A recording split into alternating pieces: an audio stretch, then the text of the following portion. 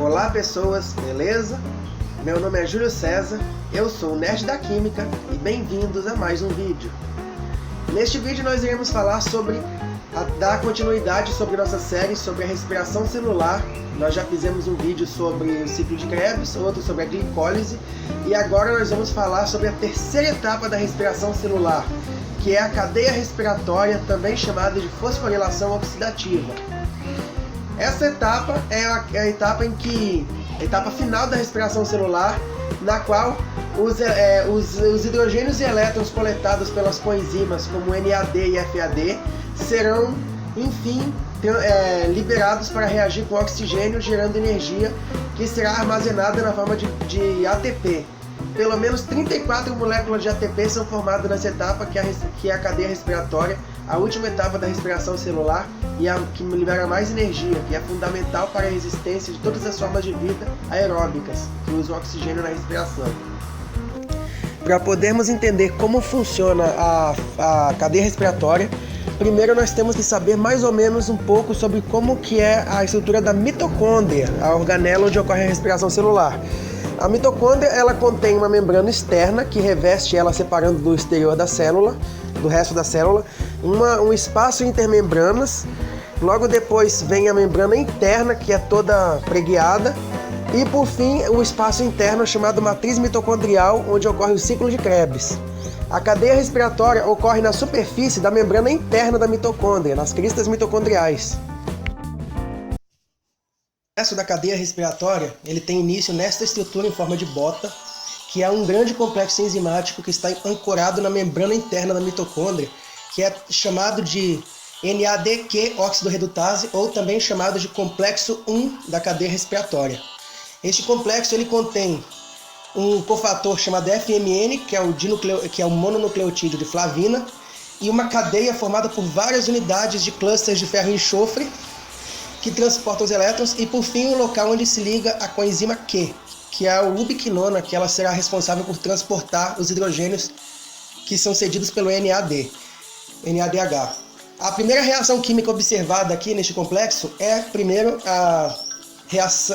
o NADH mais os íons H+, são convertidos em NAD, e 2 hidrogênios e 2 elétrons são transferidos para o cofator FMN, que é então convertido em FMNH2. Logo em seguida, no sítio onde se liga a coenzima Q, uma molécula de coenzima Q entra e fica ligada ali. Então, o FMNH2 que se formou, ele libera os seus 2 íons H+, e os 2 elétrons são transferidos através dos clusters de ferro e enxofre, e são transferidos como se fosse uma corrente elétrica até chegar na molécula da coenzima Q, que então recebe os 2 elétrons e captura 2 íons H+, da matriz mitocondrial, se convertendo na forma reduzida da coenzima Q, também chamada ubiquinol, que é devolvida para a membrana da mitocôndria de onde ela saiu. Enquanto os elétrons eles percorrem o sistema de clusters de ferro e enxofre, eles induzem uma mudança conformacional no complexo enzimático, fazendo com que essa estrutura capture 4 íons H+, da matriz mitocondrial e transporte esses 4 prótons para o outro lado, jogando ele no espaço intermembranas. E assim termina a reação no complexo 1. Paralelamente a este processo, ocorre uma outra reação química num outro complexo enzimático, que é o complexo 2, também chamado complexo succinato desidrogenase. Esta é a única enzima da cadeia respiratória que também faz parte do ciclo de Krebs. Ela efetua a desidrogenação do ácido succínico, transformando ele em ácido fumárico. Ela utiliza o cofator FAD, que é reduzido a FADH2. Podemos ver aqui que o FADH2 ele já está contido na enzima, ele é parte integrante da enzima. Então, o FADH2, nessa reação, ele vai liberar seus 2 íons H+, e transferir os 2 elétrons capturados através dessa cadeia de 3 clusters de ferro e enxofre. E então esses elétrons são transferidos à coenzima Q, que ela oxidada, a coenzima Q, que ela entrou neste local. Os 2 elétrons são transferidos à coenzima Q, que então captura 2 íons H+, e então é liberada de volta na membrana como QH2, a forma reduzida, ubiquinol. Esta enzima contém um grupo ferro M, perto do sítio da coenzima Q, que não se sabe muito bem sua função ainda, mas é presumível que este complexo de ferro M ele seja utilizado para impedir a formação de radicais livres durante a transferência de elétrons do FADH2 para a coenzima Q.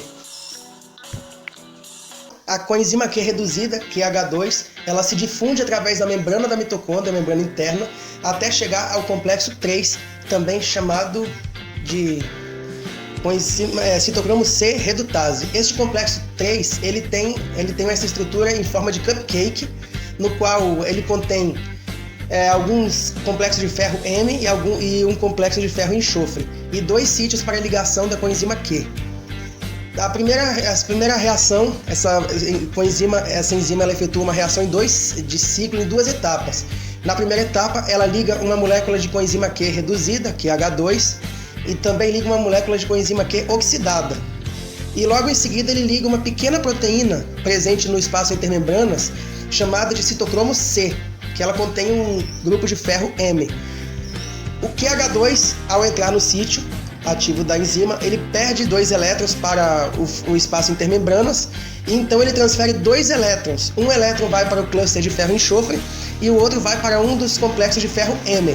Logo em seguida, este elétron do complexo de ferro M é transferido para outro complexo de ferro M e daí ele é transferido para a segunda molécula de coenzima Q, transformando ela em um radical livre semiquinona. Esse radical livre ele fica preso nessa estrutura e não sai, porque agora a reação vai para o segundo passo. Primeiramente, o elétron do cluster de ferro enxofre é transferido para um outro complexo M e daí ele é transferido para o citocromo C.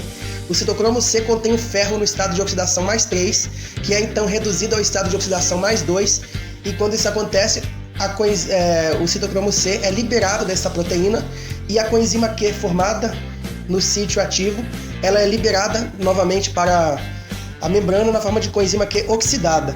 Logo em seguida, uma segunda molécula de coenzima Q reduzida, QH2, entra no sítio ativo, libera mais 2 íons H+ para o espaço intermembranas e libera mais 2 elétrons, um novamente para o cluster de ferro enxofre, o outro para um complexo de ferro M, que é escoado para o outro complexo, e daí reduz o radical semiquinona a um ânion, que então recebe 2 íons H+ da matriz mitocondrial e é liberado como coenzima Q reduzida, QH2.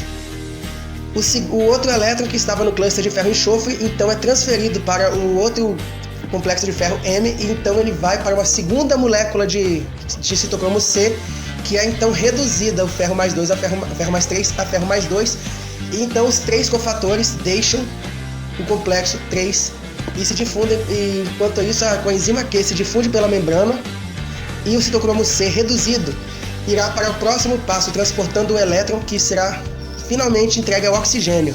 Na próxima reação, complexo 4. Chegamos a este outro complexo enzimático, que é o chamado citocromo C oxidase, também chamado complexo 4. E é nesta estrutura onde finalmente o oxigênio irá aparecer na respiração, onde ele irá receber os elétrons oriundos da oxidação da glicose.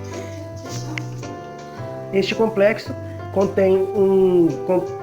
esse complexo enzimático contém um complexo formado por 2 átomos de cobre, e em seguida também possui um complexo de ferro M, e por fim, o complexo onde o oxigênio irá se ligar é um complexo de ferro M com átomo de cobre ligado próximo ao resíduo de tirosina que faz parte da proteína e ligados por um grupo hidroxila. A reação começa quando uma molécula de citocromo C se aproxima, vindo do fluido no espaço intermembranas, e se liga ao complexo 4. Então, neste momento, ele transfere seu elétron capturado no complexo 3 para um par de íons de cobre, que é a primeira parte do complexo. Esses 2 elétrons presentes no par de íons de cobre, logo em seguida, serão encaminhados para um complexo de ferro M intermediário, que então irá para o complexo de ferro e cobre, nessa parte de baixo, próximo à matriz mitocondrial.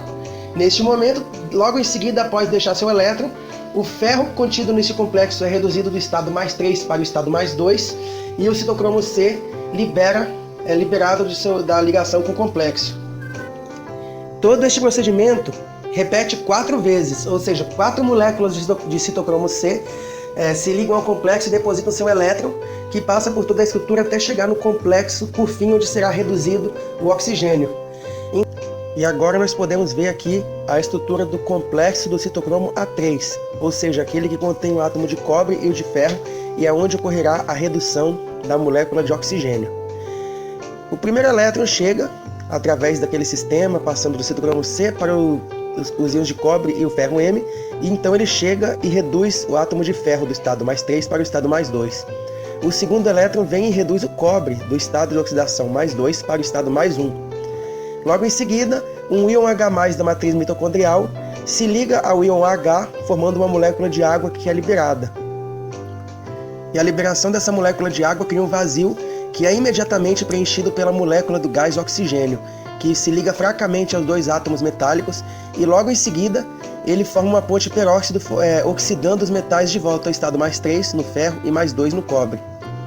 A ligação entre os oxigênios então se parte, e o átomo de oxigênio que está ligado ao cobre retira um hidrogênio da molécula de tirosina vizinha, formando um radical livre tirosinil, enquanto o átomo de oxigênio ligado ao ferro forma uma ligação dupla com o átomo de ferro, e com isso ele oxida o ferro ao seu raríssimo estado de oxidação mais 4, que só ocorre em casos muito específicos como neste complexo. Logo em seguida, o citocromo C, que se liga, libera o seu terceiro elétron, e este elétron desce pelo sistema e imediatamente reduz o radical livre tirosinil, que também captura um íon H+ da matriz mitocondrial. Logo em seguida, o quarto elétron vem e se combina com o ferro, reduzindo ele de volta ao estado mais 3. E um íon H+ da solução do complexo da matriz mitocondrial se liga ao íon H que estava presente ligado ao cobre, e este é liberado como água, enquanto a hidroxila, que permanece ligada ao ferro, liga-se ao cobre, restabelecendo o complexo para sua forma original. E então, a energia liberada na redução do oxigênio pelos elétrons vindo do citocromo C causa uma mudança conformacional no complexo 4, e com isso ele bombeia 4 íons H+ da matriz mitocondrial para o espaço intermembranas. Mas, nerd, você disse que a cadeia respiratória ia produzir uma grande quantidade de ATP, e até agora eu não vi nenhum ATP sendo produzido.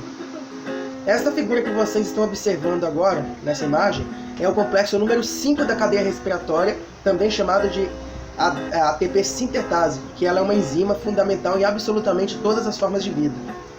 Esta enzima é responsável por efetuar a montagem do ATP a partir do ADP, que é a adenosina difosfato, e o fosfato. Então ela junta o fosfato e o ADP, formando o ATP, que é o armazém de energia das células.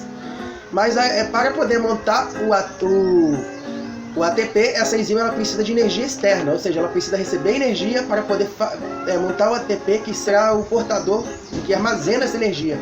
Mas como isso acontece? Você deve ter percebido que todos os outros complexos, de uma forma ou de outra, os outros complexos enzimáticos, eles bombearam íons H+, prótons, do lado interno da mitocôndria, da membrana interna, que é a matriz mitocondrial, para o espaço entre as membranas. E isso é uma coisa que é de fundamental importância, porque são esses íons H+, que irão ativar a enzima ATP sintase para que ela sintetize a molécula da ATP. Toda a energia que os elétrons liberados que percorreram todo o sistema continham, elas foram utilizadas para fazer com que os íons H+ fossem transferidos da matriz mitocondrial para o espaço intermembranas.